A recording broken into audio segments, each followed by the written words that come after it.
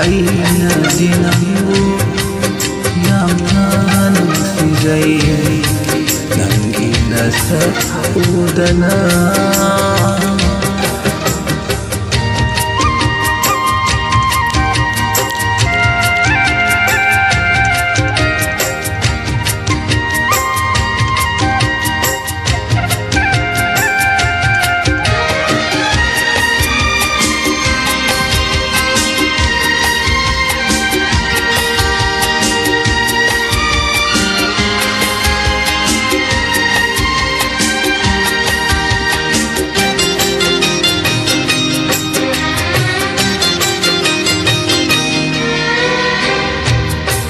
ꯅꯣꯡꯃꯇ ꯈꯪꯗꯦ ꯅꯪꯒꯤ ꯊꯣꯡꯒꯥꯜꯗ ꯅꯨꯡꯁꯤ ꯃꯥꯏꯊꯣꯡ ꯌꯦꯡꯅꯤꯡꯕꯅ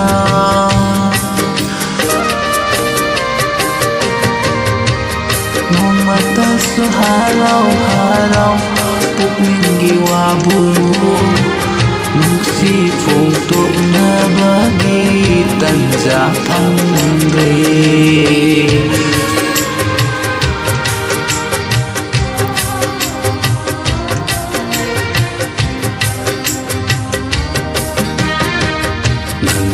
nasa udana mikuk amada lengamdi zara helabasu manggani nuksi mai thondo inaga aiki nangi wari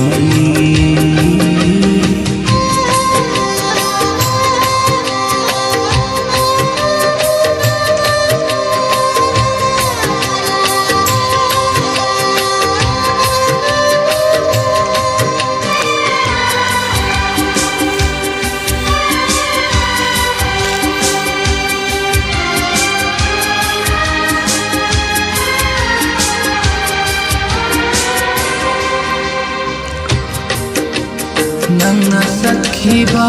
lambi khudinda nami gumna inazaba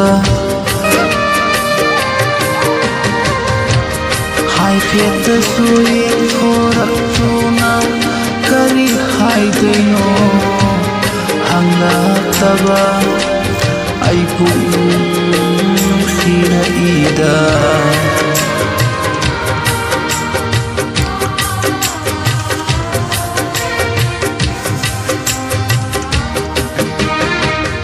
Munggu unarani harauzaba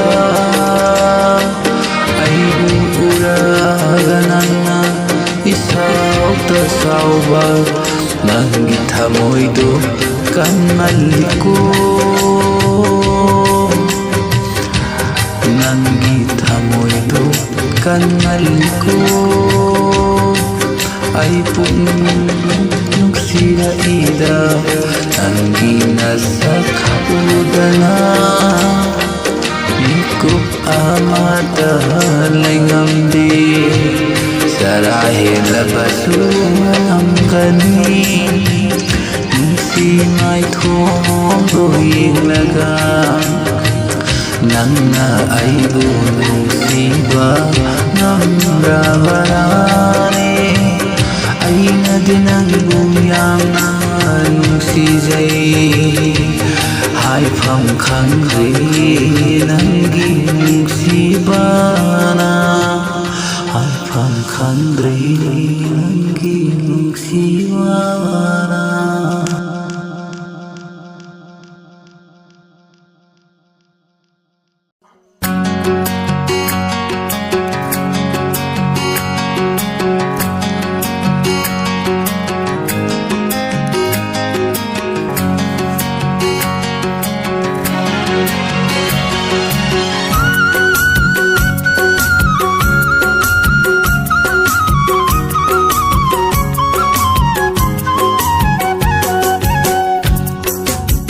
Nangbu uraga thamoise Nangbu uraga thamoise Thoido hento nuksijai Nangbu uraga thamoise Thoido hento nuksijai nungsizay nangbu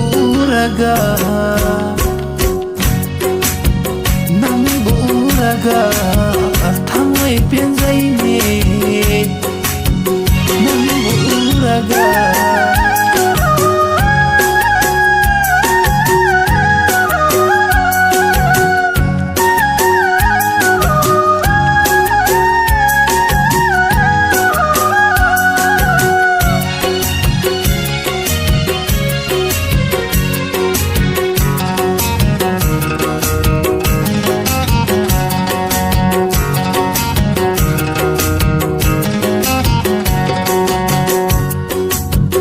Unasi hairaga karigi yadriba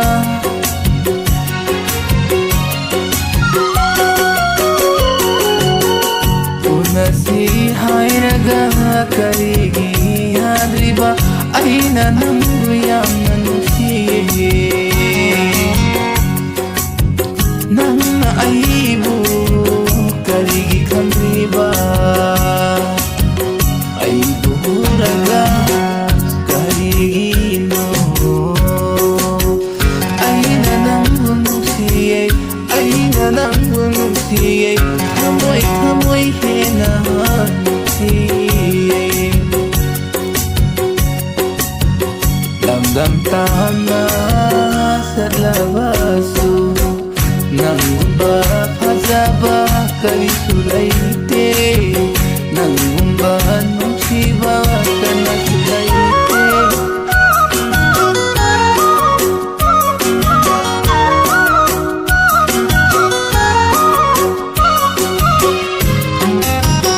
lamdam tana sadlabasu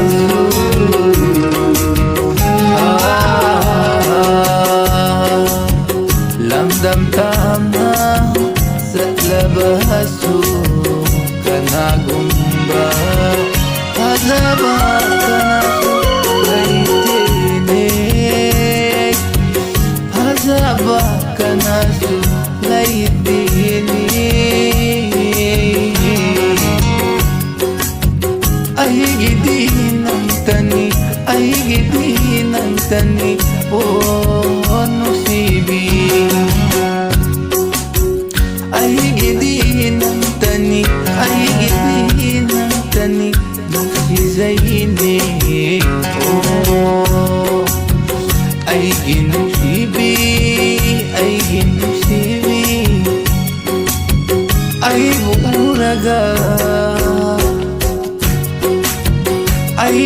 uraga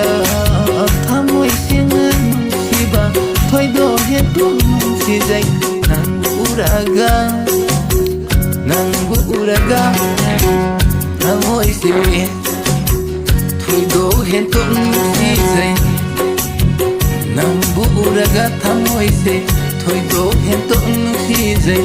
aibu nangna karigi kalalibano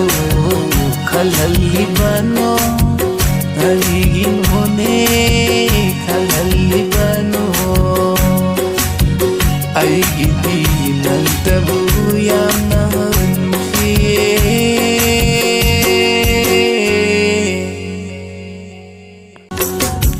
mitka mitsanasi mitsanasi kariyo nangna khaliba karino nangna khaliba mitka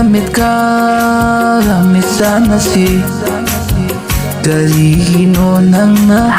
khaliba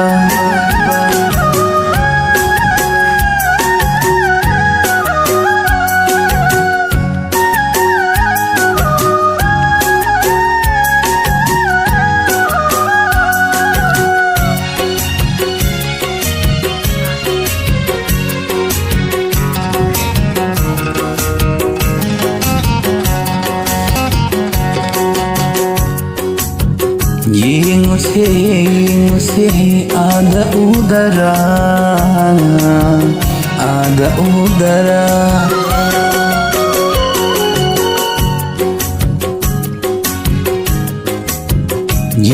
से आधा उदरा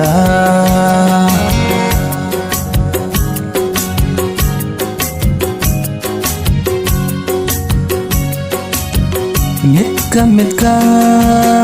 misana si karilibanan na ay buraga kari khaliba mitka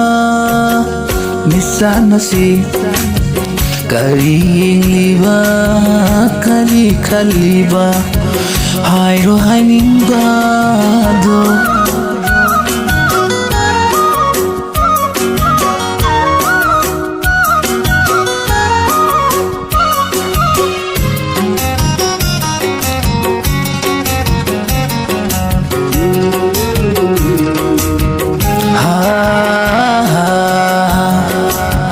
Yinguse aingonda kanada su yenglurano Aigi thamoy se mitka misana si kari khaliba nangi thamoy do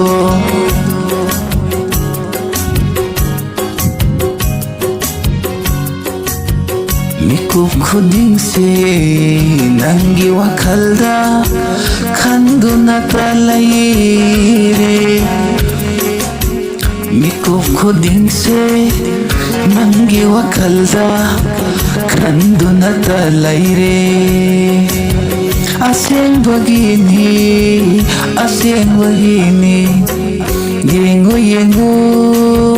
aingonda muna Aina kari khaliba Yengo aingonda na lairaga na laiba malali nangi thamoyna na lairaga na laiba malali nangi thamoy se nangi thamoyna mitka misana si thamoy nuksina si udana kuireda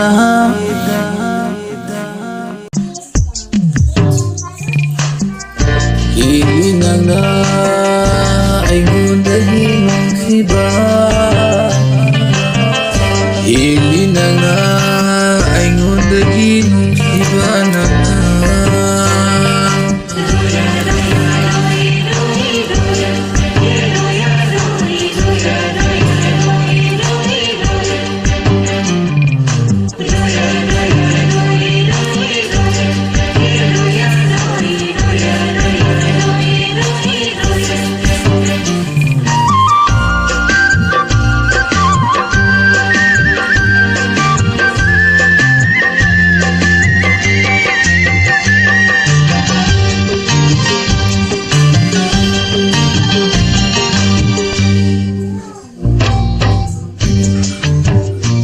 Lurano aigi maramda nangu aina nungsi haibase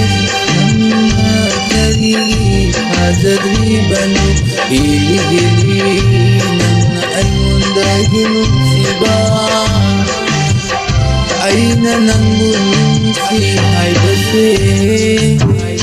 nanna karigi Hazadri bano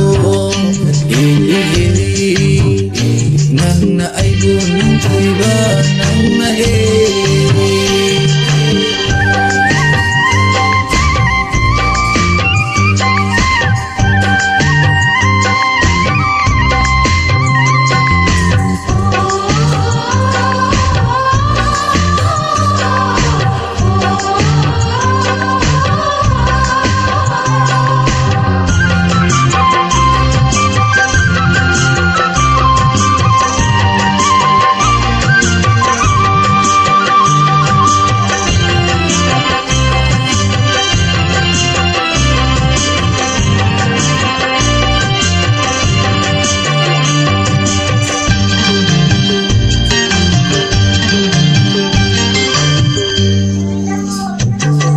Nanggi sakamse manglanda suure, oh manglanda suure kung sangkang dari. Nanggi sakamse manglanda suure,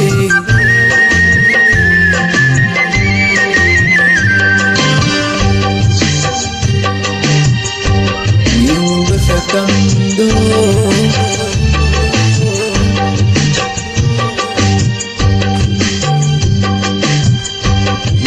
kang dana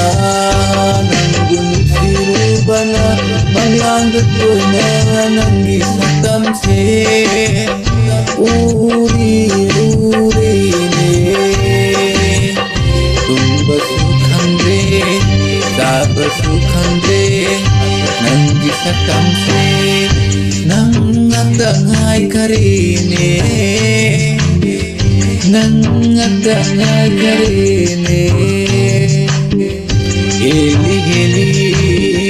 ay naging ng iba.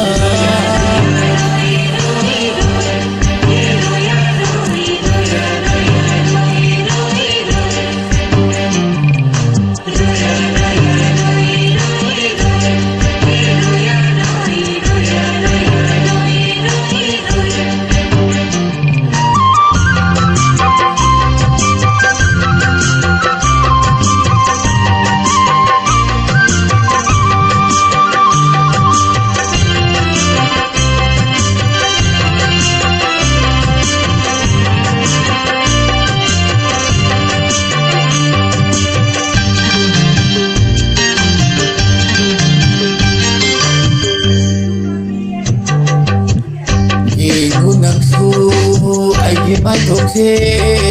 nang ginuksi bagi mamita bara.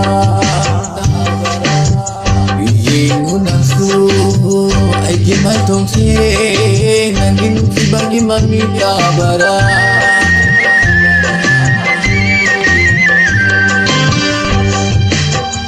Nahagyaw ganahin bangat oye, nahayaw ganahin bangang loye. Hili nang ayo na ginusiba, hili ayo na ginananusiba, nang ginusiba na ayo na gihine, nang ginusiba na ayo na gihine. Yingu ay gimay tokse nang gunung si bagi mamita bara. Yingu ay gimay tokse nang gunung si bagi mamita bara.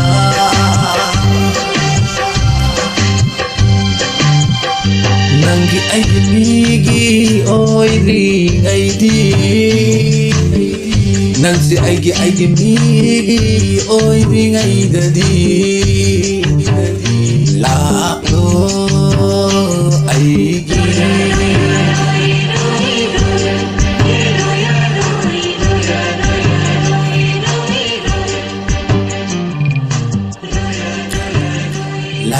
lakdo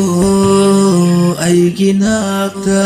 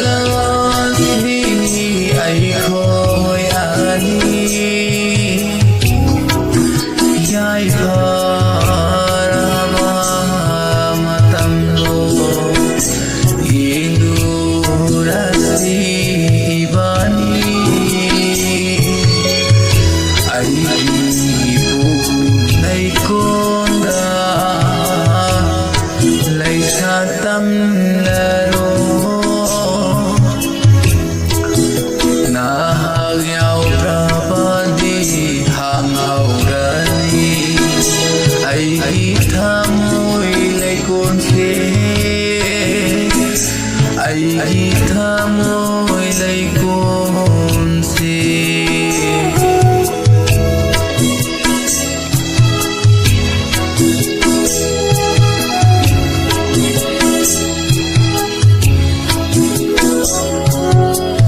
ꯃꯩꯁꯥ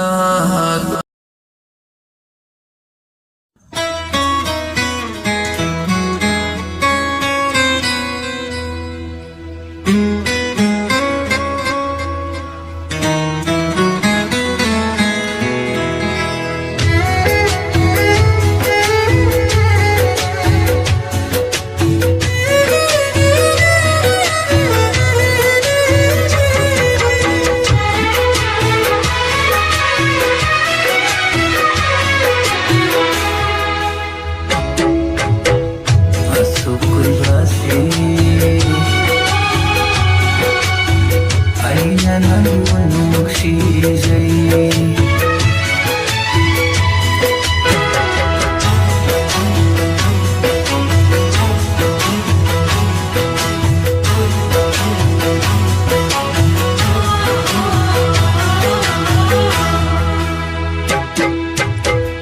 ꯑꯁꯨꯛ ꯀꯨꯏꯕꯁꯤ ꯑꯩꯅ ꯅꯪꯕꯨ ꯅꯨꯡꯁꯤꯖꯕꯁꯦ ꯅꯪꯅꯗꯤ ꯀꯩꯒꯤ ꯈꯪꯕꯤꯗ꯭ꯔꯤꯕ ꯅꯪꯕꯨ ꯎꯔꯅꯤ ꯈꯟꯖꯔꯤꯕ ꯑꯩꯒꯤ ꯊꯃꯣꯏꯁꯤꯅ ꯑꯁꯨꯛ ꯀꯨꯏꯕꯁꯤ ꯅꯪꯕు ꯑꯩꯒꯤꯅꯤꯈꯟꯖꯔꯤꯕ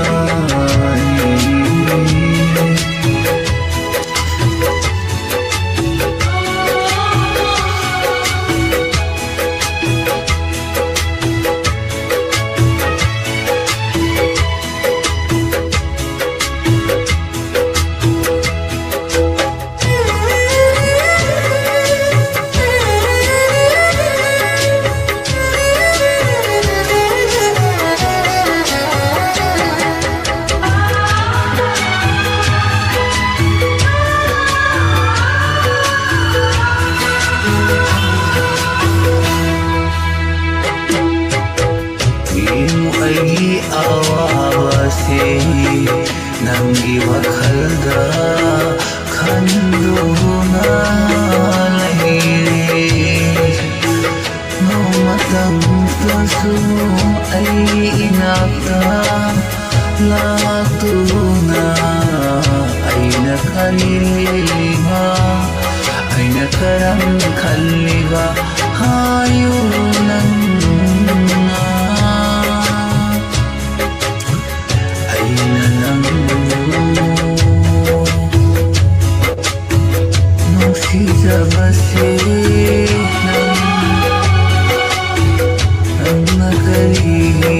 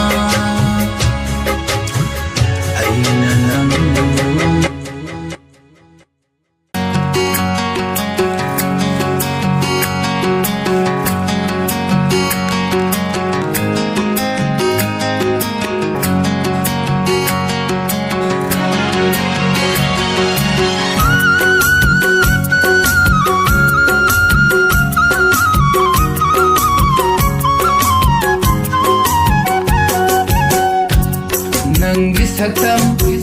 udana Mikub amata laingamde sarahin basumangani Nusi may thongin laga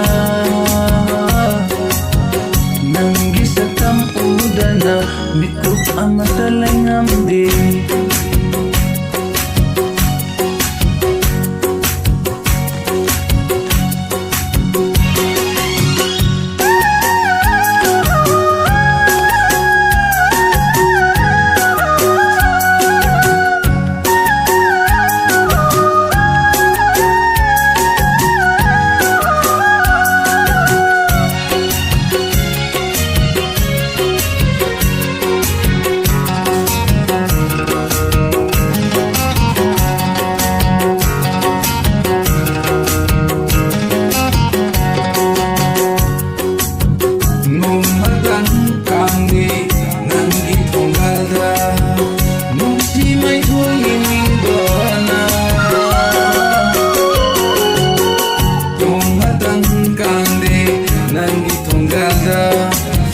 Nusi mai thunging bana Numadam su harau harau na Thamoy thamoy chintung na si Nanasakba lambida Inarakani Inarakani Wanauba kari haidenu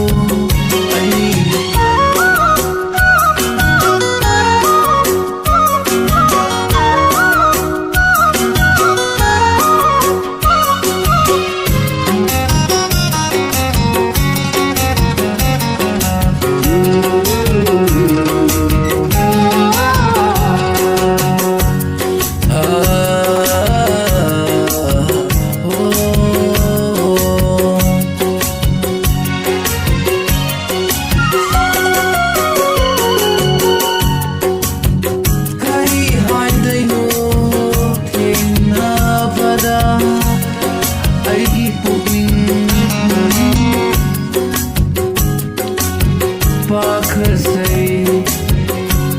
ay di puking pakasay Nanggi saktam udana Miku amata laingamde sarahin sumanggani Nusi may thongin laga Nanggi saktam udana Nanggi saktam udana Miku amata laingamde Sarahin basumangani Nusi may thongin laga Nung matasukande Nanggi thonggalda Nusi may thongin nimba Nusi may thongin nimba Numatasu haraw-haraw na Hamoy-hamoy sentong na sine Nanggi may tuudana Nanggi may tuudana